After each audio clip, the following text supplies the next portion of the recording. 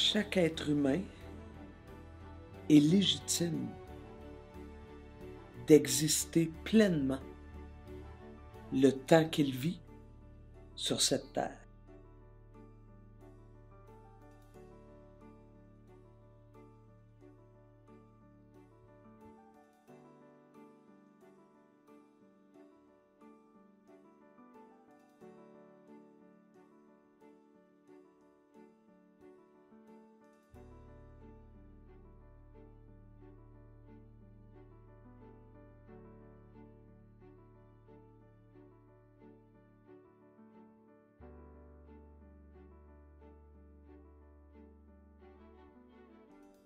À l'école secondaire, il y avait des animateurs, animatrices de pastorale. Puis j'ai comme rapidement, je me suis reconnu dans les messages de, de, de respect, d'amour, qui étaient portés par ces gens-là, mais aussi, je dirais, ils m'ont amené dans un monde que j'ai rapidement apprécié parce que ils organisaient des fins de semaine de réflexion, d'échange. Et quand t'es ado, réfléchir sur la vie, le sens de la vie, porter même un regard un peu différent parce que mes parents étaient très catholiques, pratiquants.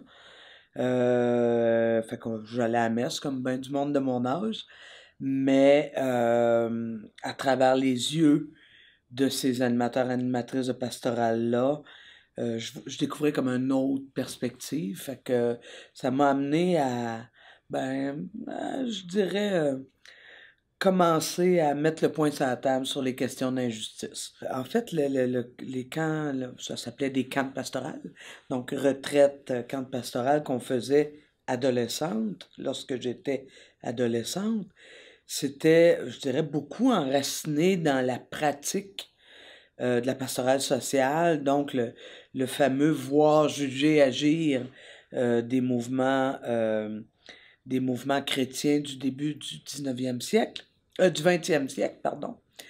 Dans le voir, juger, agir, le juger se passait à travers la grille d'analyse, la foi, et donc souvent de passage de la Bible souvent de passage de la Bible. Fait que oui, c'est un regard, disons, bien différent, tu sais, de porter, de discuter ensemble entre jeunes adolescents, adolescentes de 13, 14, 15 ans sur qu'est-ce que tel passage de la Bible vient m'enseigner sur moi aujourd'hui. Fait que ça, c'est intéressant. Mais je te dirais, plus j'ai vieilli, puis là, mettons secondaire 5, 4, 5 et le cégep, je te dirais peut-être que la dimension plus religieuse là, de la Bible et tout ça, c'est peut-être moins présent. Mais le sens de la vie, donc peut-être plus philosophique. Mm-hmm. Bien sûr, assumé dans le sens où c'est un camp pastoral, tout ça, mais on utilisait peut-être plus seulement là, les outils. Tu sais, on passait à travers des textes de philosophes ou pour nous faire, ou de démocrates pour nous faire réfléchir sur des choses. Mais ultimement, pour moi, c'est clair que dans cette période-là, les gens qui m'entouraient de la pastorale sociale, les référents au texte biblique étaient quand même assez présents là. Au niveau du cégep, tu sais, là, t'es rendu, tu te dis, OK, là, mon choix d'université c'est rendu à le faire, là. Et puis, j'avais été, depuis le secondaire 3 proche de personnes qui étaient des agentes pastorales. Puis je me disais, ah, ce métier-là, moi, dans la vie, j'aimerais ça faire ça.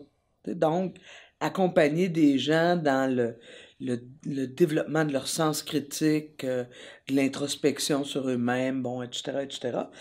Et j'avais demandé donc à l'animateur de pastorale du cégep, qu'est-ce que tu as étudié, toi, pour faire ta job? Puis il m'avait dit, théologie. Fait que ça a été pas plus compliqué que ça. Je dis, OK. je vais aller étudier en théologie, puis je vais pouvoir faire le même métier que Gaston. On est à quelque part dans les années 80. J'étudie à l'université canonique, donc c'est l'université qui forme les curés pour l'Église catholique du Québec. Pas la seule, mais c'en est une. Alors, c'est sûr que... Mais c'était pas juste des curés là, qui allaient à l'université pour ça. Il y avait la présence forte de féministes très intéressantes qui étaient là, des gens très enracinés dans la théologie de la libération. Alors donc, moi, j'ai trouvé mon compte là. Mais c'est sûr que un moment donné, je me trouvais à l'étroit, je trouvais ça complètement aberrant. Puis je pense que j'ai eu un déclencheur, moi, là, vraiment personnel, parce que déjà, j'avais une blonde, je faisais ma vie de lesbienne assumée, je dirais. Mais j'ai un de mes amis qui, lui, voulait devenir curé. Il était plus âgé que moi. Michel voulait devenir curé. Et le clergé, je ne sais pas qui, là, lui ont refusé de faire ses études en théologie pour devenir curé parce qu'il était gay. Puis là, moi, j'étais pas de bonne mère, parce que je me dis, ben voyons donc, parce qu'il est gay, il peut pas, lui, faire le vœu de chasteté, puis les autres, parce qu'ils sont hétéros, eux autres peuvent faire le vœu de chasteté, c'est quoi cette affaire-là? Fait que je me souviens, à l'époque, on avait même formé un comité de défense des droits pour les personnes, on dirait aujourd'hui LGBT, à l'époque on disait homosexuels, pour essayer de dire, voyons, tu sais, on est, les, les personnes qui ont une orientation sexuelle différente, si elles décident de faire un cheminement qui leur demande l'abstinence, ben, ils sont aussi capables que n'importe qui, là, tu sais. Quoique, à cette époque-là, je disais qu'il y avait quelque chose aussi d'un peu fucké dans le fait d'avoir d'avoir l'obligation d'abstinence puis tout ça. Là, j'étais critique de façon plus générale, mais oui, disons que le recteur de l'université était pas très content de voir l'émergence de ce comité-là. Mais moi, je m'en foutais pas mal, là, j'avais rien à perdre.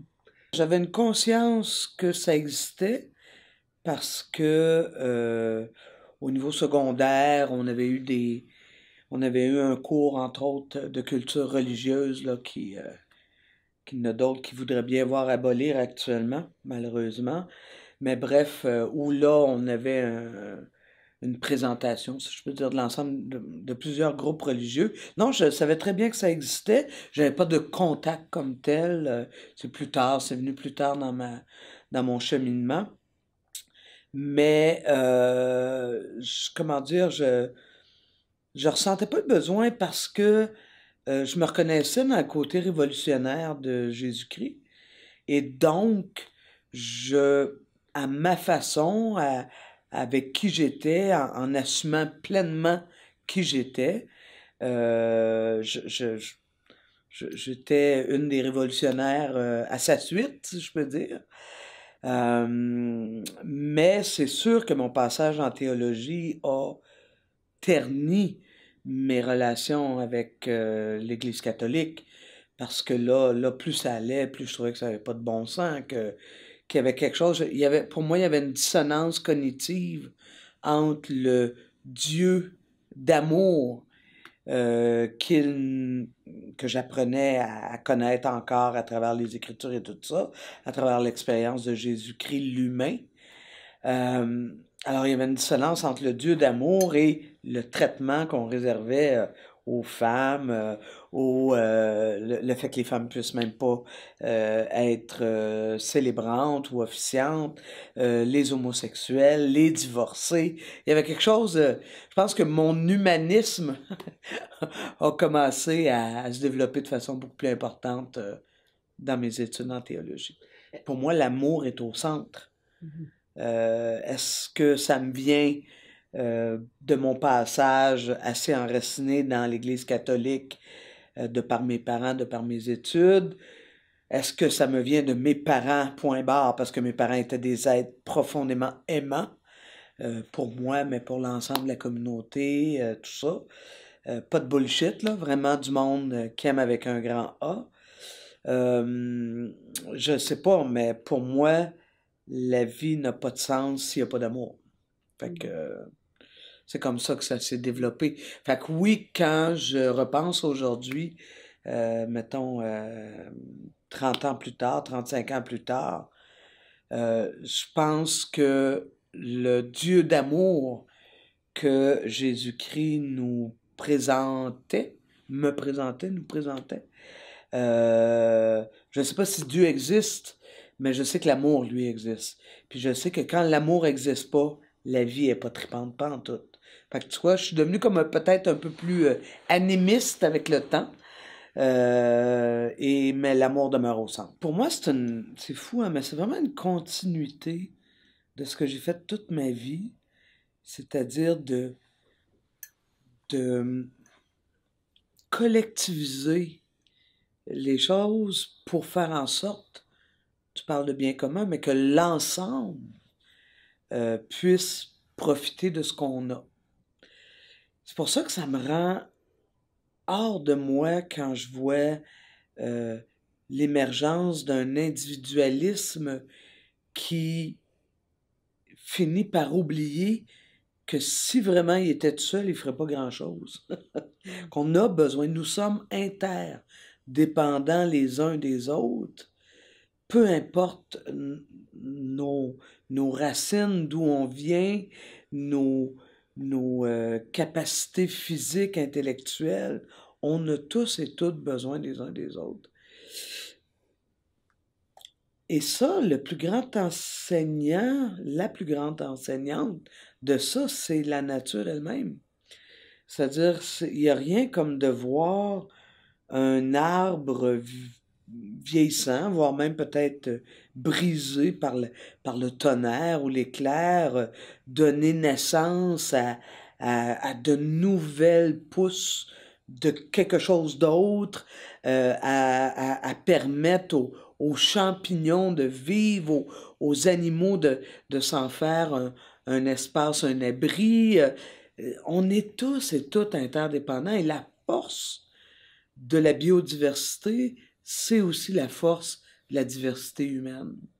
Alors pour moi, mon engagement politique est en pure continuité avec ce sentiment que l'article numéro 1 de la Déclaration universelle des droits humains, là, hein, tout être humain est né égal en droit et en dignité, ben c'est probablement d'une certaine façon ce qui m'anime depuis longtemps et qui continue de m'animer même en politique. Fait que oui, il y a quelque chose de l'ordre du sens de la vie.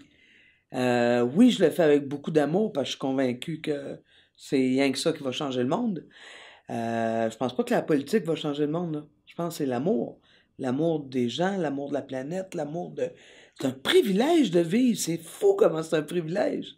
Faut honorer ce privilège-là à chaque instant. Ben, tu sais, le contact, quand il est agressant, on peut, bien sûr, faut apprendre à se protéger.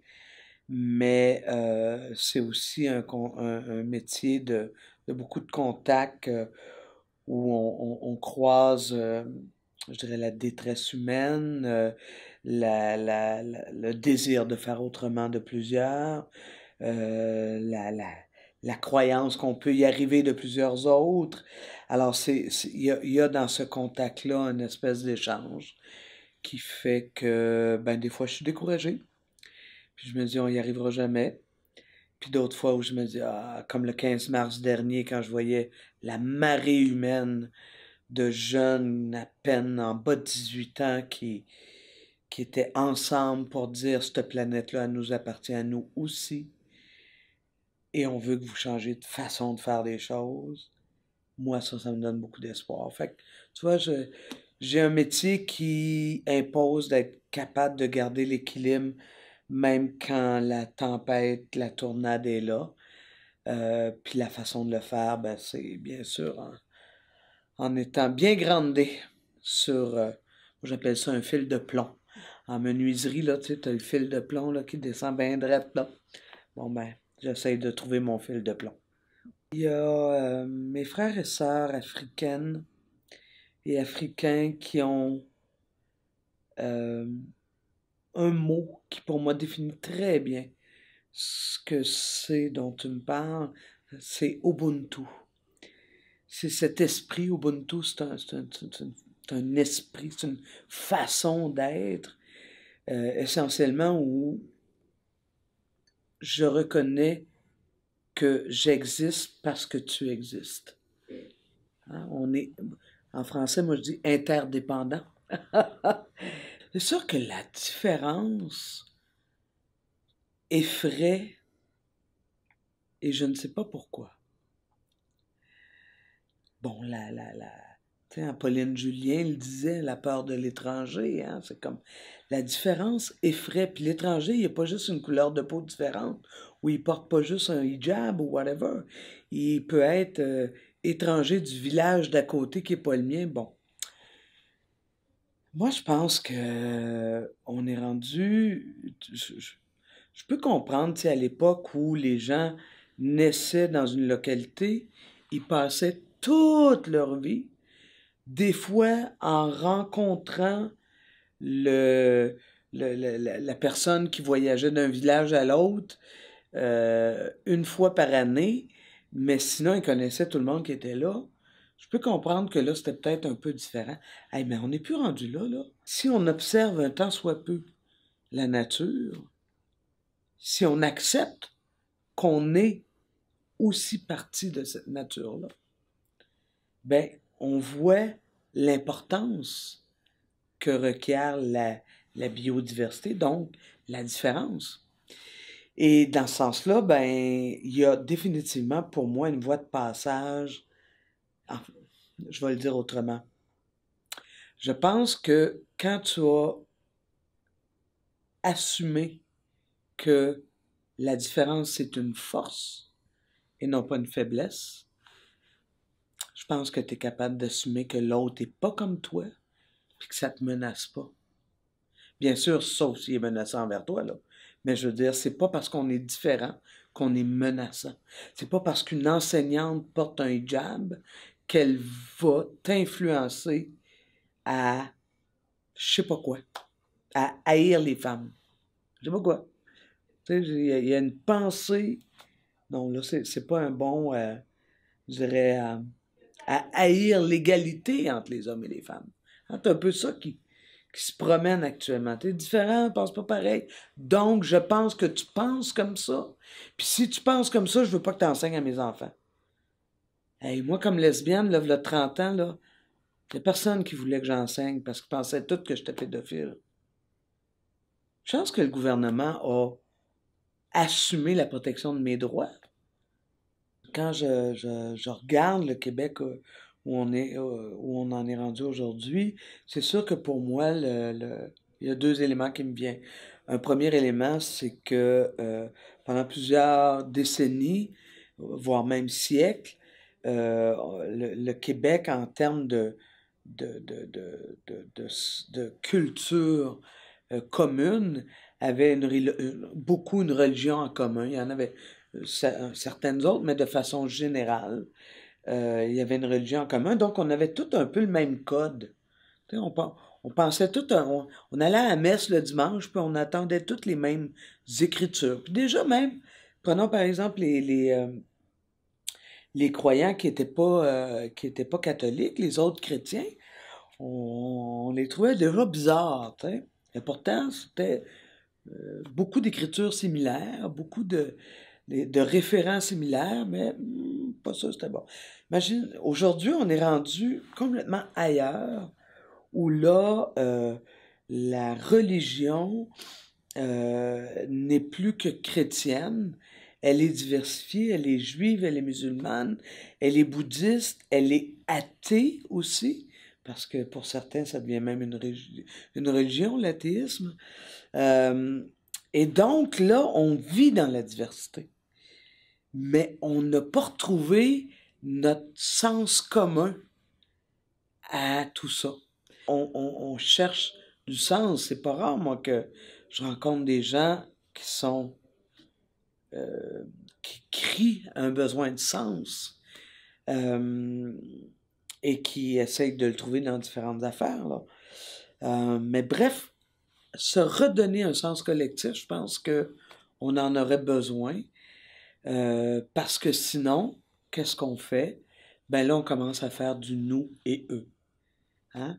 Si ce qui nous rassemble, c'est notre langue, la couleur de notre peau, puis nos yeux bleus, non, je taquine. Si c'est ça qui nous rassemble, ben il y a plein de gens qui ne ressemblent pas à ça, là. Même s'ils sont québécois depuis aussi longtemps que les Blancs aux yeux bleus sont québécois, là. Je pense notamment aux personnes qui sont arrivées avec Champlain qui déjà avaient la peau noire. Tu sais, on pense toujours que ça vient juste d'arriver, là. Ah non, ces gens-là font partie de nous, Québécois, depuis la Fondation. Fait que donc, cette perte de sens collectif-là nous amène, je pense, à créer des distinctions. Puis ça, ben, ça peut, la peur de l'autre, l'absence de sens commun peut nous amener des fois à porter des jugements pas, pas, pas, pas, pas, en fait, qui nous rend pas plus forts, qui divise. Et pour moi, ça, c'est une conviction profonde. Quand on est divisé, on est faible, on n'est pas fort. Alors moi, j'aime mieux avoir une vision qui rassemble. C'est ça, mon aspiration. Il y a un enjeu réel, là. L'humain est en train de foutre le bordel de façon irréparable. C'est pour ça que je suis sensible aux prises de parole des jeunes quand ils disent « Vous avez fait de la merde, vous devez changer. » Quand ils s'adressent à nous, là. « Vous devez changer. Parce que c'est ma planète aussi. C'est pas rien que la tienne. » Moi, ça me touche. Fait que oui, pour moi, la nécessaire communion avec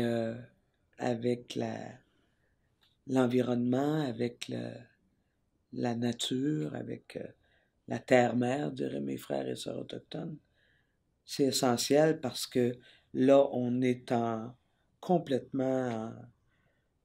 On le sait que de produire du CO2 ne fait que réchauffer la planète. Et on continue à en produire, et on continue à en consommer. Et c'est comme si on se dit, OK, je sais que je rentre dans le... Je sais que je vais trop vite, que mes breaks ne marchent plus, je vois le mur arriver, puis je vois au cas où qu'il marche encore. La crise actuelle, là, elle n'est pas sur le port des signes religieux. La crise actuelle, c'est une crise qui va peut-être faire que l'humanité aura couru à sa propre perte, et ça dans même pas 100 ans. 100 ans. C'est le même matin, ça. Chaque être humain est légitime d'exister pleinement le temps qu'il vit sur cette terre. Il n'y en a pas de plus important. Moi, j'ai pas choisi de naître au Québec. Pourtant, je suis né dans un endroit privilégié, où il y a de l'eau, où il y a de l'air, où c'est pas la guerre qui est par-dessus ma tête. Je suis pas en Syrie, je suis pas au Moyen-Orient, je suis pas à crever de faim en Éthiopie, je suis pas... tu comprends? C'est un privilège. Mais en même temps, c'est le privilège qui, à mon sens, devrait être pour tout le monde. Fait que pour moi, là, vraiment, l'article 1 de la Déclaration universelle est vraiment important. Parce que oui, je crois profondément qu'on est tous et toutes nés égaux en droit et en dignité. Que c'est pas vrai que ça s'applique de même. Je sais bien que c'est pas de même, là. Mais moi, ma philosophie à la base, là, elle s'appuie beaucoup là-dessus. Fait que je souhaite à vraiment tout le monde prendre conscience et ensuite de l'actualiser, de prendre conscience qu'ils sont légitimes d'exister.